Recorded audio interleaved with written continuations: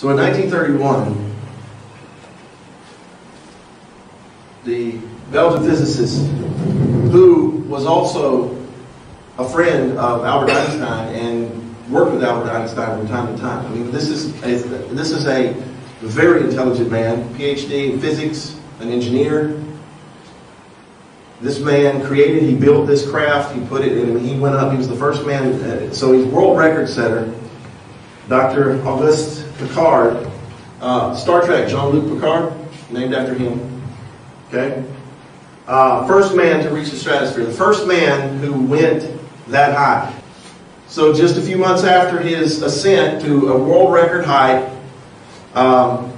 there was an article in there, 10 miles high in an airtight balloon. Now, just so people could say that I didn't get this off the internet, I did a little research.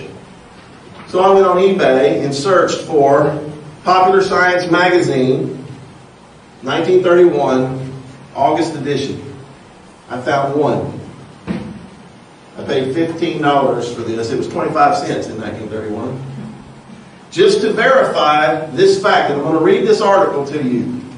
This is the testimony of a physicist, scientist, engineer, the first man to reach the stratosphere that height. His testimony of the shape of the earth. Can I read this to you? It's on page 23. This blew my mind, getting this.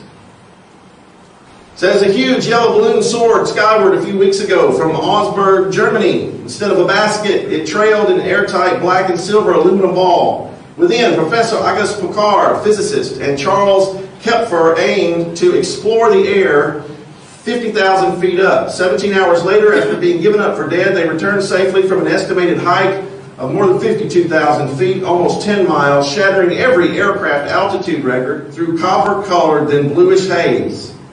Here's what he said. It seemed a flat disk with upturned edge. Now this is 1931, before NASA. Before they decided they were going to lie to us, before they conspired worldwide to lie. Some people say that there are no scientists that are flat earthers. Well, guess what? He told you what he saw. What is this magazine?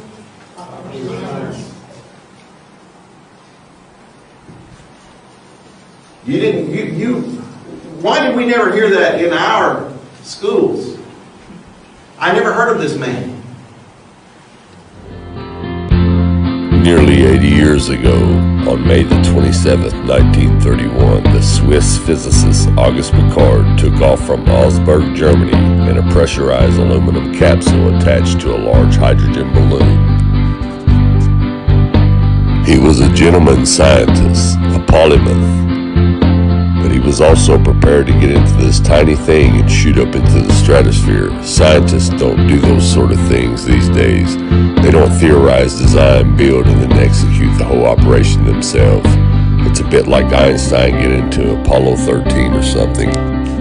Quite unheard of, and I suspect those days are over with. But he was an honest man, and he was the first man into low Earth orbit, and he told what he saw. A flat disk with an upturned edge. The Earth is flat. Thanks for watching, and God bless. This was no small feat.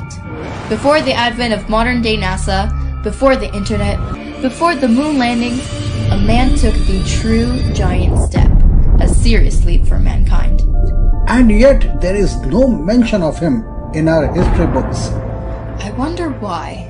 Some of them are our true unsung heroes indeed.